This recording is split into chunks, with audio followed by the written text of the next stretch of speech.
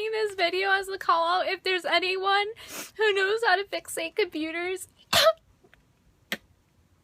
If you could help me, because like literally I was streaming and I was getting apparently hacked at, and my stream told me to delete some files, so I went in my computer and I deleted some file, and then before I know it, that I tried it to restart at my computer, and this is what happened. And you can see like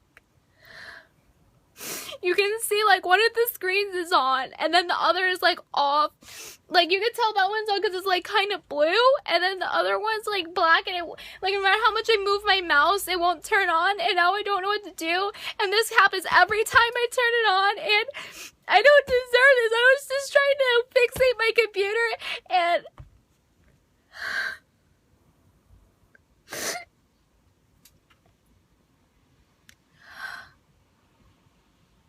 I was just trying to fixate my computer, and this is what happens. Bad stuff always happens to me because of my stream, and I'm really sick of it. I'm really sick of bad things happening at me.